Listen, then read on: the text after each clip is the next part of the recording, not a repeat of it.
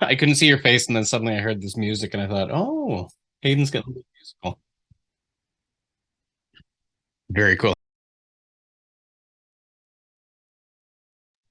We went and saw Quantum Mania yesterday. I was tempted to see it again today, but I'll catch it later. I thought so. It's funny because the first thing I noticed was that the reviews were very mixed, and people were like, "Oh no, they kind of screwed up again." So I went into the and I but a lot of other people really loved it, and so I was like, "Okay, I guess I better see it to see what I think." And then I went and saw it, and it's not flawless. There are some things where I was like, "Ooh, I think I would have done that a little bit differently," or things they could have done more of. But it was fun. I haven't had that much fun since Thor Ragnarok, actually. Um, and the story really worked for me quite well in setting up Kang. Which one didn't? Yeah, no, it was. Did you see it?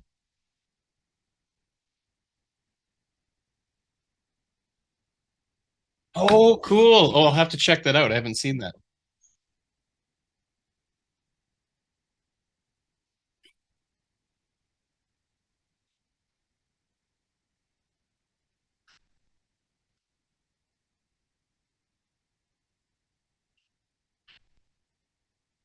Totally right. Like that was the big thing I had with the problem with Thor too.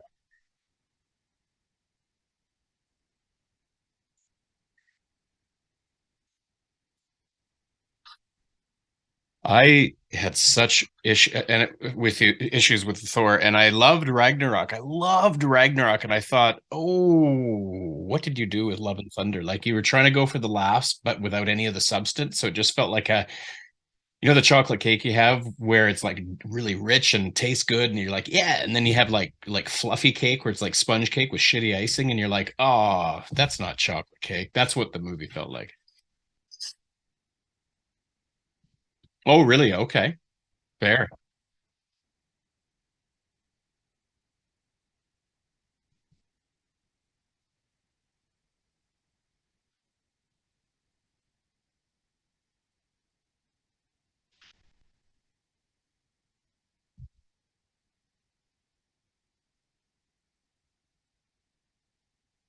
Yeah, that's definitely a way you could interpret it, actually. Yeah, now that you say it. I didn't think of it right.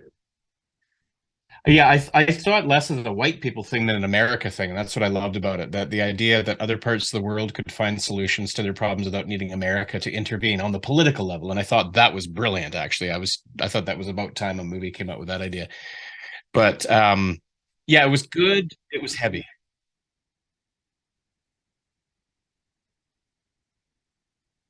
It's a good point. Yeah. Well, and there were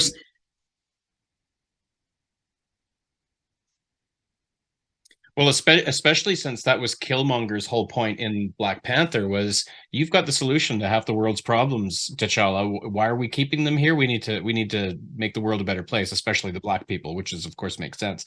So the idea that there was another group and their problem was that they were the same as Wakanda, I thought, oh, well, I liked it.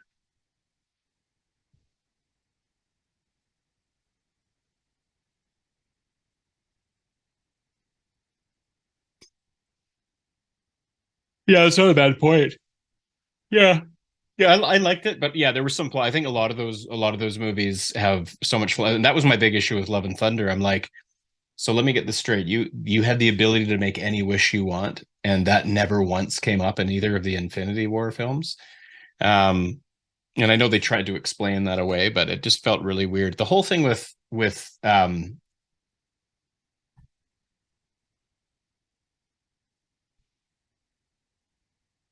what skip the stones. What do we need the stones for? All that work for stones when there's a wish you can make? So I hate it when they throw those things in. And then remind me Natalie Portman's character's name again? Thor's girlfriend. Perfect. The idea that they haven't seen each like the last time they saw each other, she was dying of cancer. Now she appears as female Thor, which by the way, that's a number one no-no to me. She just became a superhero, and that all happened off screen in the past. what? Number one. And then when they get together, it's just one cheesy joke after another. And I'm like, but then they later have this really meaningful, weighty, dramatic thing where we saw that she had cancer before. I was like, so wait a minute, last time you saw her, she was dying of cancer and you mourned that. And now you see her again. And it's like, hey, why did the chicken cross the road? Yuck, yuck, while they're fighting all these bad guys. And I'm like, really?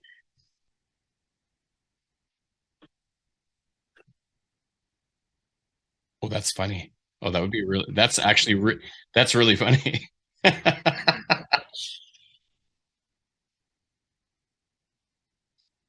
Oh, that's really funny. Oh, why haven't they SNL'd that? Maybe they have. I gotta dig into that. That's too funny. Oh, I love it. Okay, let me pull up. Oh, and I saw that Friday night too. I wanted to tell you that. I was actually in the theater and I was like, oh, I gotta tell Hayden I saw it. I loved it. I thought it was really good. Oh, I just thought it was, yeah, there were a few moments of bringing our kid into the only gripe I had with it was occasionally the language. And I said to my wife, I said, well, it is ultimately a Shrek film, so it's going to be a little edgy. But there were a few moments where Shrek was able to be edgy and inappropriate in a really smart, funny, organic way. Whereas Puss in Boots, it was just sort of like, well, they call me shit for brains, and they had to bleep out the that, and then you say, well, what the hell are you doing here? And I'm like, hell, like it's not the worst word in the world, but you got to know your audience is mostly like 10 or younger, and no parent is going to be. Of course, the kids are going to go, oh, he said hell, but every parent's going to be like, motherfucker, never bring their kid to the next movie.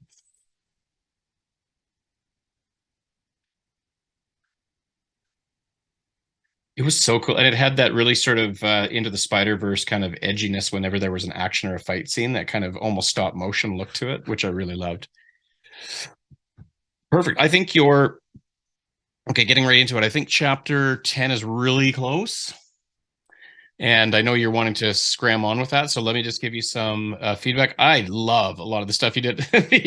One of my favorite thing you do here is when she honestly just considered picking Julius up and seeing how far she could throw him. I laughed out loud at that. That was really awesome. All of this stuff into here. So most of my suggestions are going to be just around dialogue and character, especially Dick's character. I love what you're doing with Ramona. Love Julius needs, I mean, he's great. And suddenly Dick's behavior seemed a little anachronistic, and it'll make sense as we get through it. So I'll just buzz through this. So I'm going to suggest a few tweaks. Some of it also is still, you do this, I do this. Sometimes we have more, in my opinion, more descriptions than needed in the sense that we got to trust the audience to figure some of the stuff in there. And so she was honestly considering just picking Julius up, seeing how far she could throw him. Oh, I love that. But it felt too much like something a child would do, so she didn't. Yeah, that's those are the kind of things I think we need to trust the audience to figure out. Instead of and the neck, but the big thing was instead she tried to understand why Julius acted like this by turning to Dick. So that's what, in my opinion, that's what you as the audience, or sorry, you as the writer knows she needs to do. But definitely don't say that. Show her doing it, which she's about to do anyway. Um, Plus she's sort of gradually doing it. Just can't figure him out. When we met, and all of those kinds of things, my suggestion was sort of would be you could do what you want here. When we met, he saved my life and made sure I go to the hospital. Now he can't stand he can't seem to stand me. I would cut if it was me right down to, look, I understand where you're coming from. You just had your entire worldview shattered with this paranormal and whatnot. So my suggestion would be just cut right to that. Now here's where Dick gets a little lumpy to me. That sounded horrible. Dick gets lumpy. So Dick was at his best, in my opinion, when he was the diplomatic, neutral guy who was trying to cover Julius's back while still also empathizing with Ramona. So he wouldn't take two. So the first rule to me, and this is me, so it's your character, but to me, the smartest thing Dick would do, and by the way, the easiest thing to write that can cut some of this dialogue out, is he would try to help her understand Julius, but he's known her for 5 minutes. So I have a feeling that the last thing he's going to do is throw Julius under the bus or do anything that would compromise himself. So saying things like, Julius is being a bit of a cunt. My first thing was, Julius is his friend and also her boss, and he's known her for 2 seconds. So he's probably not, because he doesn't know if she's the kind of person who will turn around immediately said, hey, I just talked to Dick. He said you're a cunt and you've had a lot of terrible experiences, which you wouldn't be comfortable with him sharing. So at which point Julius would go to Dick. Not really, but I'm like, yeah, So Dick just feels inexplicably, unexplainably self-destructive in his responses, and he doesn't need to. So my suggestion would be to tone those things down. I liked it. I laughed, but I also said, you've just had your entire worldview shattered with the paranormal. But you just need to understand where Julius is coming from. First off, his most recent mission with you and Matthias, well, let's just say it didn't go down the way people wanted it to. Would be better than could be described as a hot mess 2 inches from being outright failure. It's clever. I like the wording of it. Now Dick doesn't just sound self-destructive and throwing his friend under the bus.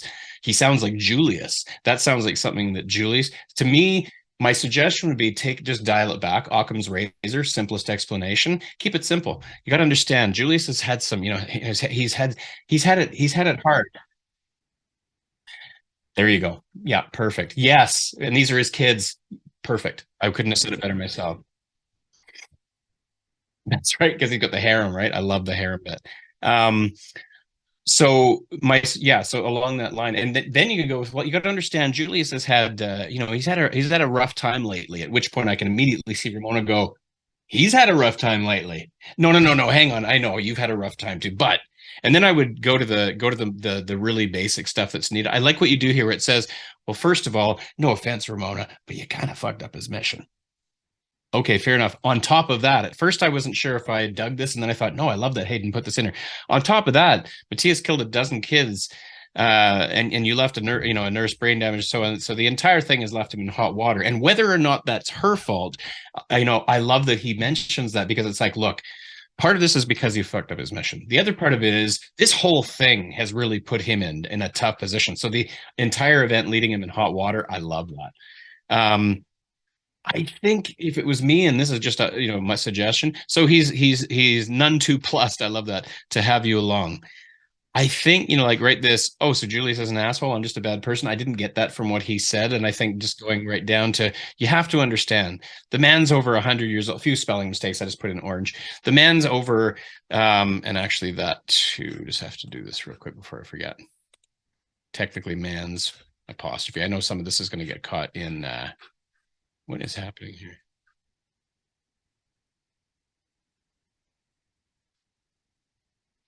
I think I wouldn't have her say anything. Like, I would just have to say, and on top of that, like, maybe she's thinking about it. Because so for her quick response, like, she's being super reactive. She's asked him to explain why he's doing this.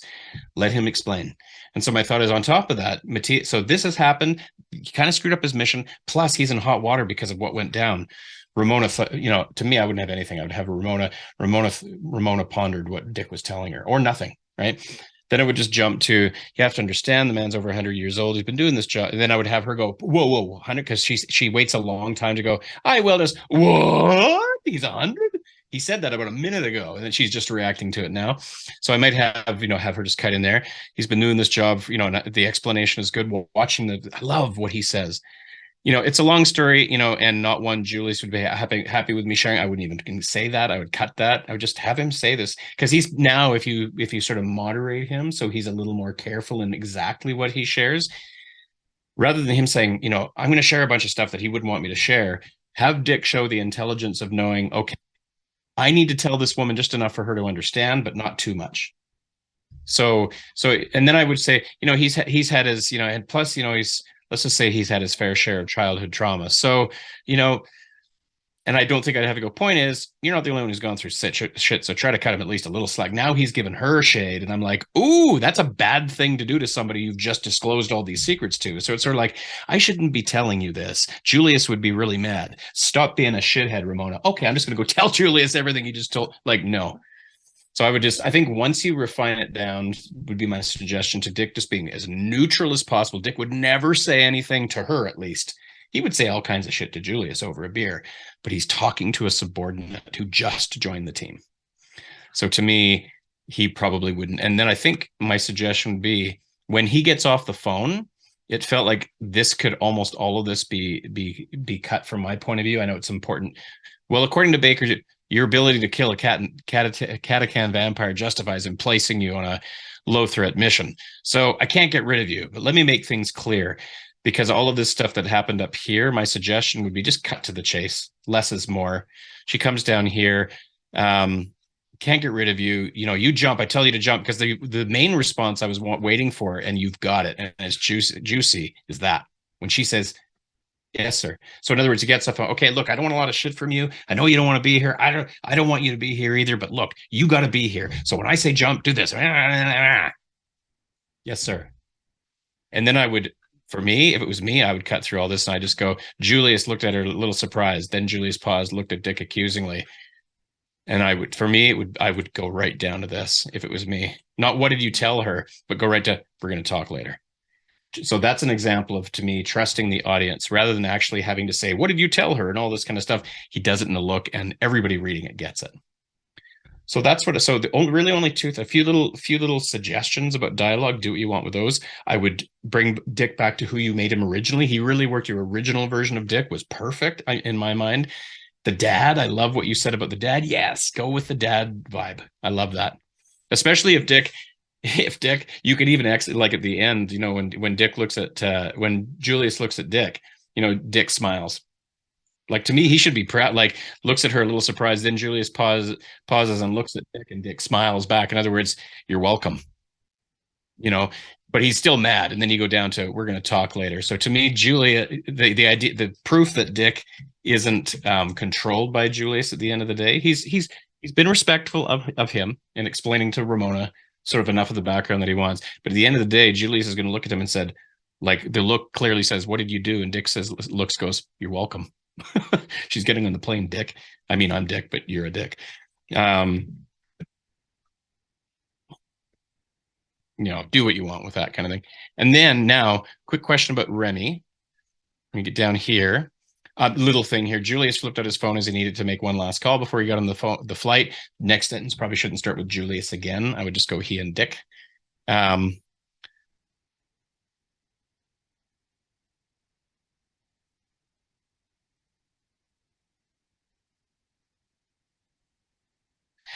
but your sentence is right after the sentence that says Julius. It literally couldn't be anybody but Julius by saying he. Like Julius flipped out his phone as he needed to make one last call before he got on the flight. He and Dick had just spent the last 3 hours running. There's literally nobody else it could refer to but Julius within that sentence. Just the two sentences starting with Julius.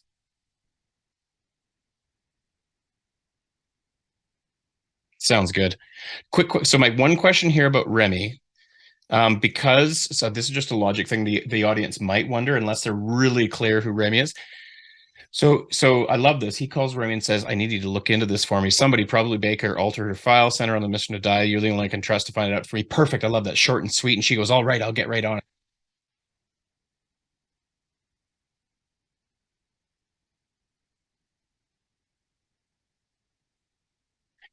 So I'll have some questions in the interlude about altered files in a second. But my point is, here's the question I'm really asking.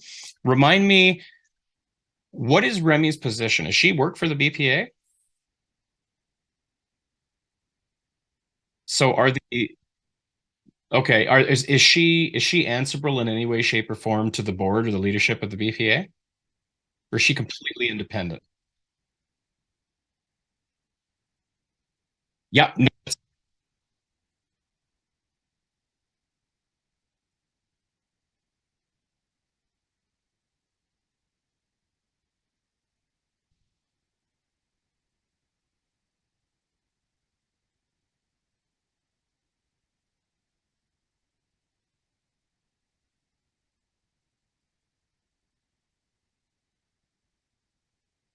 got gotcha. So the only reason I'm asking that is if I was in any way answerable to anybody above me within the BPA, and someone were to say, "Hey, somebody in a leadership position looks like they're trying to screw me. Can you look into that?" If I'm Remy and this is only if Remy is in any way accountable to anybody at the BPA. If she's not perfect, not sure, but she's not in any way answerable on a legal or organizational level to anybody in the BPA. I'm not talking about what her abilities are. I'm talking about is she in any way answerable to people within the BPA?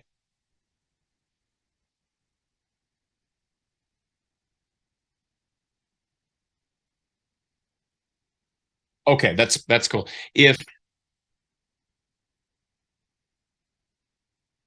So my suggestion might be just to remind the audience, because here's where I tripped up on that. My first thought was, so Remy, just because Julius calls her up, just said, "Oh, no problem. I'll do something that could completely get me in shit and not even register a concern about it." So my thought was, if you just simply remind, even if you said in an earlier chapter, and I'm assuming you did, and if you didn't, well, even more to the point, if the audience isn't 100% clear where Remy fits in the hierarchy, this is a really, really simple way to potentially neutralize that question. If anybody wonders, and I think some people will, is say, "Yep, all right, it's a good thing, it's a good thing I'm independent." I don't have her say these words, but yeah, absolutely. It's a good thing I don't work for these people. No problem. Because if she does work for these people, I would assume that Remy, angel or not, would say, "Yeah, you think that's a good idea? I mean, I love you, Julius, and I'm on your side." But so it might not just be a bad idea just to let the audience know the reason she's not even registering a concern like anybody would in this situation if they worked for the BPA, even if they were Julius's Robin to his Batman, just maybe just remind us that she's not answerable to these guys. Thought. And I think that was it. Otherwise, a tight chapter. This chapter is humming. I love that. The whole idea. Now it's really clear in and out. She's on the team. Nobody understands why. Julius calls Baker going, "What the hell? I put her there." What? He gets on, she and Dick have the conversation about Julius. Not enough, not a ton of information, but enough to at least make her, okay, I can work with this guy. It begs more that childhood trauma. I would put a big spotlight on that. So in other words, Dick's only beginning. He's the tip of the iceberg. He mentions childhood trauma, and I love that you did that. No detail, good. But if like I might even have her go, "Oh, childhood trauma. What do you mean?" Like I would suggest you go with the questioner. "Childhood trauma. What do you mean?" Then Julius comes back and Dick obviously is done talking. But what that does is it plants in our brain that is the piece of all of the things that he shared with her about him. That's the part that we should really be paying attention to. Before I forget. Oh, I hate it when it does this. Makes me want to kill somebody. There we go. Always.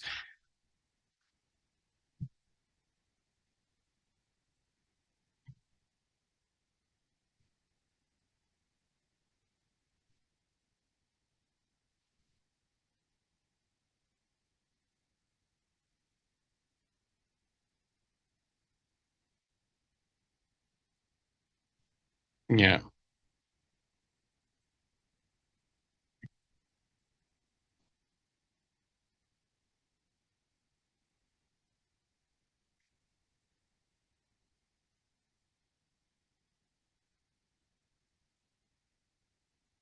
Yeah. So I'll just throw it here too if it's helpful. And I've highlighted it with the green just because it appears to be really thematically relevant. I love this, Hayden. This is tight. Yeah. So to put a spotlight on his childhood trauma is something we'll get more info on later. Have her stop him. Childhood trauma. What do you mean? Julius cuts them off. This is good because now I'm like, oh, the writer was smart enough to recognize that Dick is telling a lot of information to her. Well, not a lot, but enough different pieces of information that the reader might be going, okay, so what of all this am I supposed to be paying attention to? Childhood trauma. A lot, probably very little important, but it's critical to the growing relationship between Ramona and Julia. So that's when it becomes important. Um, yeah, tight, man, tight. Minor changes, and I think you're good to go with that. Any questions about my feedback there?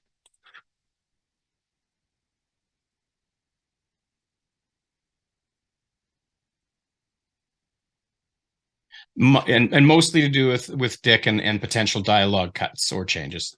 That's love it. What's your plan for putting this up?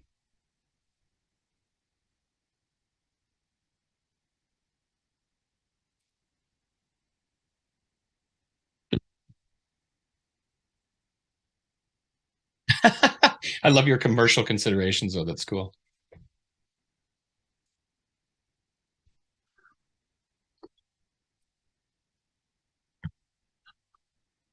Gotcha. Okay, I'm going to pull up the interlude. Bear with me.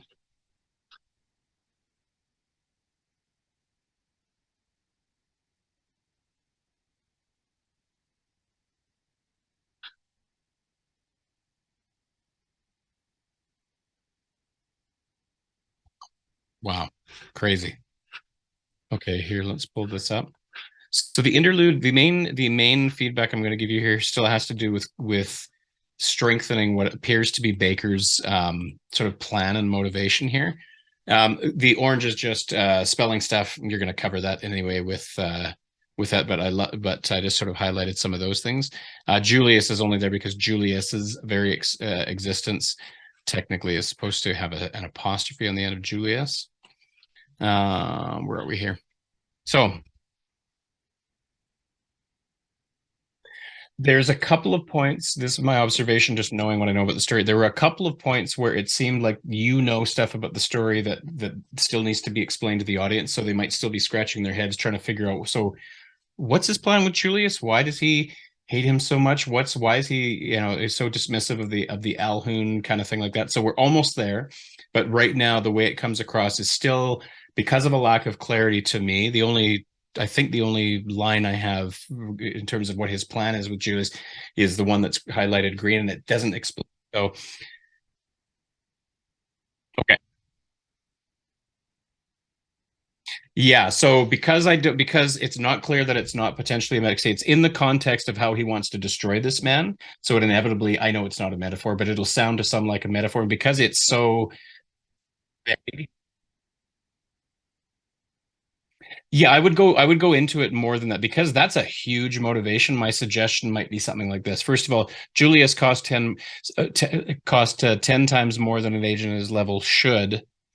And even though you and I have talked about this and so on, and there's illusion, sort of potential if the audience is doing the math in what, for example, Dick just said in the last chapter about what he's given to the company and all of that. If it was me, and this is just me, I might say Julius costs 10 times more than an agent at his level, a level should. I'm assuming that's because he's getting paid so much because he's that good. He's been around that long. He's indentured. He's tenured, or any of those kinds of things. He's been around a long time, and he's really really good. So he's clearly, he costs 10 times more than an agent at his level should. My first thought is, why is that? My first thought it was that. And I'm thinking, well, somebody there must think he's worth it. And the key is that everybody thinks he's worth it except Baker. So all he needs to do is, Julius cause that's because the board, and this is an opportunity for you to have Baker sort of look down his nose at the board too. I'm assuming that Baker thinks he's the smartest guy on the board. And so Julius cost 10 times more than an agent at his level should. Those numbskulls on the board thought he was special, but Baker thought it was all bullshit, right? Like it just simply highlights the fact that, yeah, this is just an opinion. He costs more 10 times more than an agent at his level should is an opinion, not a policy based fact. So that's maybe not a bad thing to throw in there. Every time Baker tried to get rid of him, the little shit would worm his way back in, but not this time. This time he would finally have the opportunity to peel Flamel like a grape and discover the secrets to eternal life.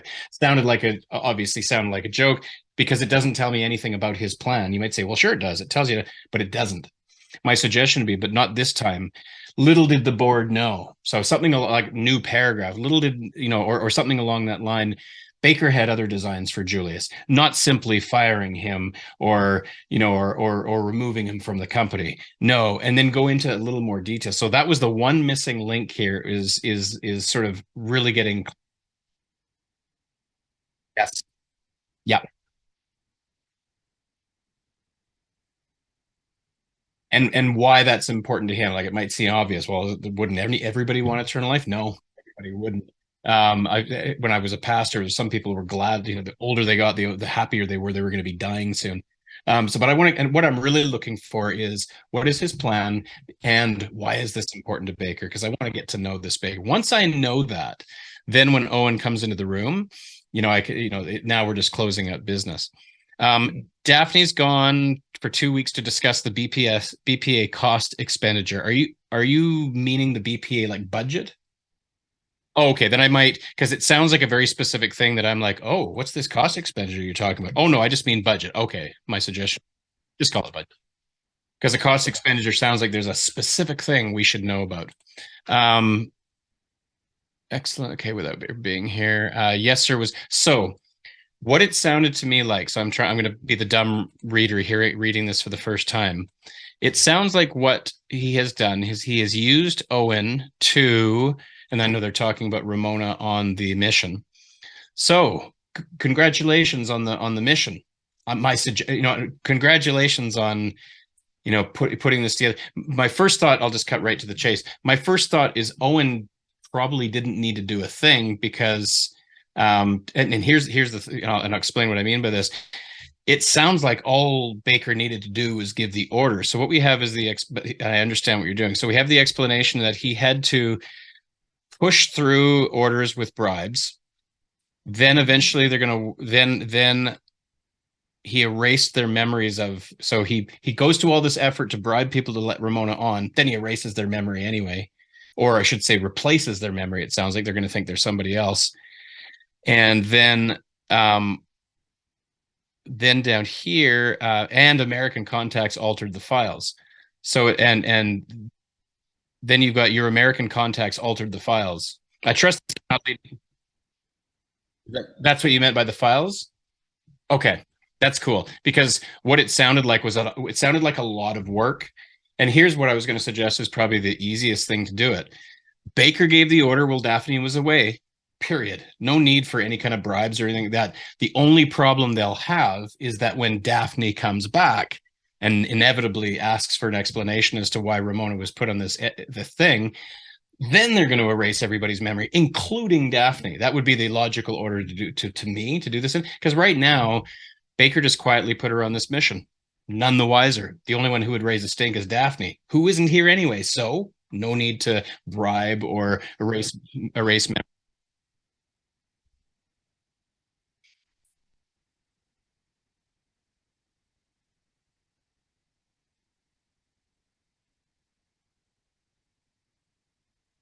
Okay, so that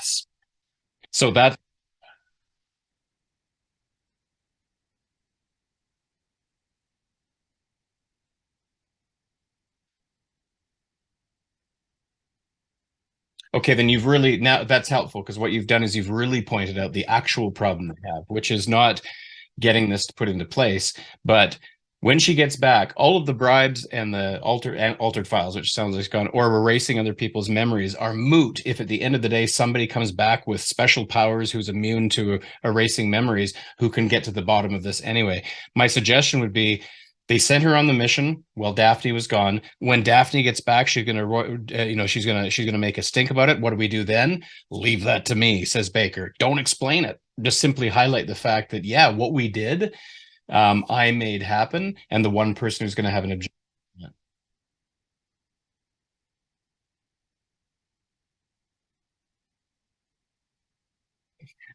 But there's a high. So here's what Baker's actually expecting to happen. So it gets back to the. It sounds like what Baker expects to happen is they're going to go on the mission. Everybody's going to die. So for sure, there's going to be some explaining to do.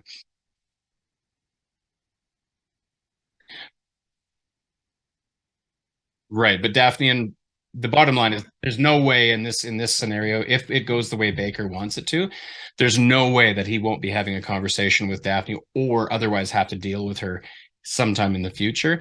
And the audience knows that. That's the bottom line. There's no so in other words, rather than needing to bribe or erase memories, at least yet, and you're going to get rid of the file thing, plus all of that is taking away from what's important to me anyway, because right now what you have is you have one sentence, which you're going to change anyway. You have one sentence about Baker's motivation and two almost 2 pages of an explanation not needed to explain how they secretly got Ramon on. He gave the order.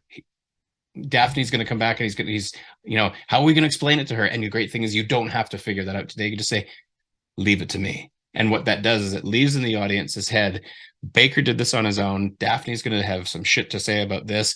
I'll deal with it when we come to it. And then, so I would so the three things you have in this chapter, again, simply put, what you have is an explanation of Baker's plan with Julius. I would shorten, like, so brief, the fact that, like, hey, Owen, thanks for doing all that and taking care of Ramona. What is Daphne going to say when she gets back? Leave that to me. It's literally 3 or 4 lines worth of discussion on how they made this happen. And then get to the good stuff, which is you've got here is the Alhoun. Um,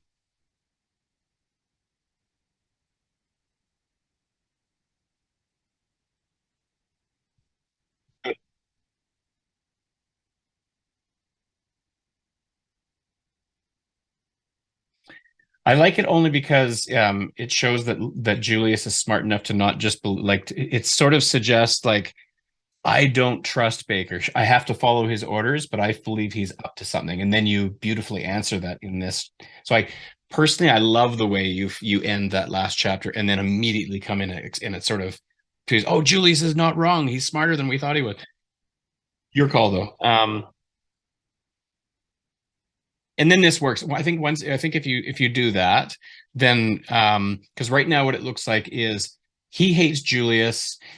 That was the other thing that this will clear up. Once you clarify this and we realize, oh, he doesn't like Julius, but that's not, he really doesn't like Julius, but that's not his primary motivation for wanting to, to get him in his clutches.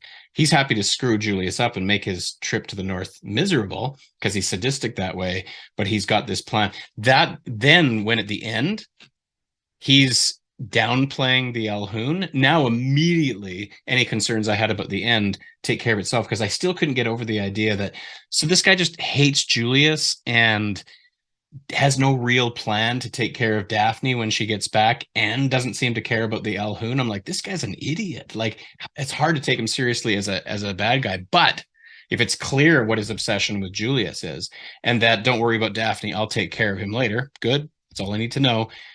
Then when he seems to pay little mind to the Alhoun, it's clear to me it's because he's so focused on Julius and obsessed with what he wants to do with him. And because he's pretty sure that, come on, really, the Alhoun, they're the other side of the universe. Oh,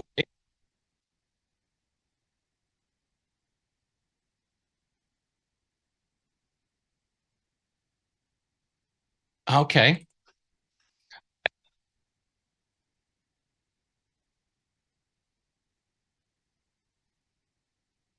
It's a great name. I love it. It's,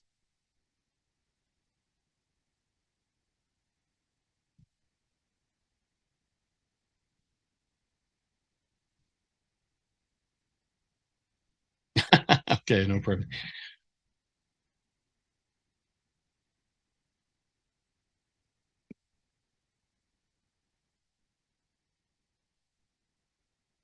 Mm-hmm. Just gonna put this down before I forget. From Jay. Simplify the explanation of how Baker got Ramona on the mission behind Daphne's back. Sorry, 1 sec. Just gonna roll this up.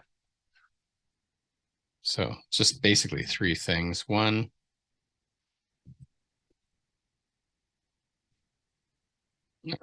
B will deal with her when she gets back. No need to explain how at this point, because he may not even know how. And I like the idea that he's like, yeah, I still don't know. I'm going to deal with Daphne when she gets back. All I knew is there was an opportunity here and I jumped on it. Or maybe he has a distinct plan. Then it makes total sense why he's undervaluing the threat of the, let me get used to spelling it, Al Noon. There it is. That's a great name, actually. He,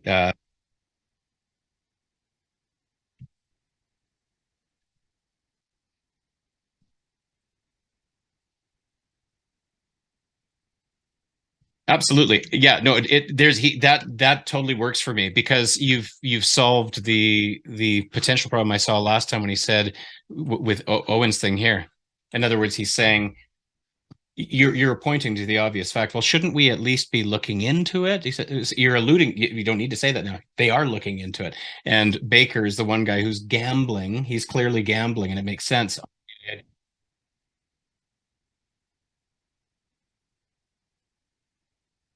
Sure. Absolutely. But he seems blithely, and I love it. He seems blithely, willingly, sort of ignorant of it, even if there's an inherent logic to it. But clearly there's enough of a logic to look into it or they wouldn't be doing the investigation. And what I love is it separates him yet again from the board. So if he's throwing shade at the board earlier and he's like, he gets paid too much. It's only because the board's in love with him and they don't see him for the charlatan he is, talking about Julius. Then he talks, not that it matters anyway. I'm going to suck all the eternal life out of him as soon as I can anyway. Right. And then boom, we got Ramona on the thing. I'll take care of Daphne when I get back. Sure, shouldn't we be a little concerned about the Alhoon or the Alnoon? The Alnoon, Malnoon, whatever, man. There's and all the good reasons you just said. And they're investigating, and if anything comes up, there's the preliminary report would actually be a give Baker a false sense of security to not have to think about it. Well, if they're going to come up with anything, they will. I'm going to stay focused on Julius. Now it's juicy. Now this interlude. So long as I leave this chapter interlude clearly understanding Baker's plan, clearly understanding that, simplest route to it, I'll deal with Daphne when she gets back, and I'm not worried about the El Noon. Cold, good to go.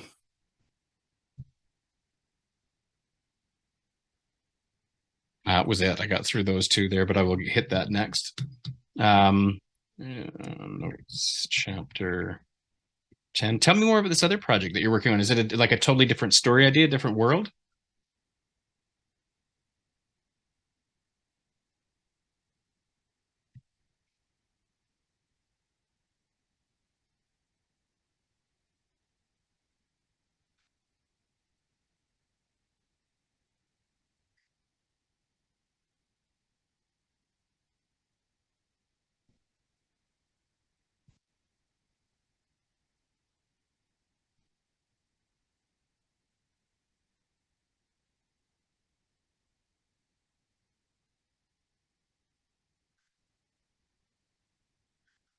Love it. Okay, well, good luck with that. I can't. Royal, remind me, is your stuff is up on Royal Road?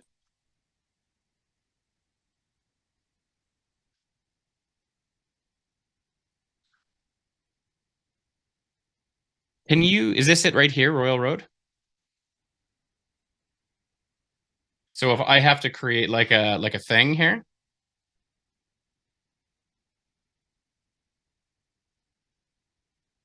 mm,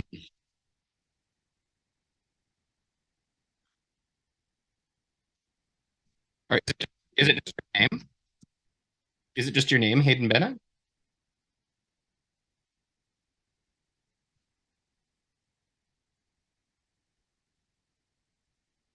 Oh, two different words probably, right? I had it as one word. That wouldn't work. Oh, look at you.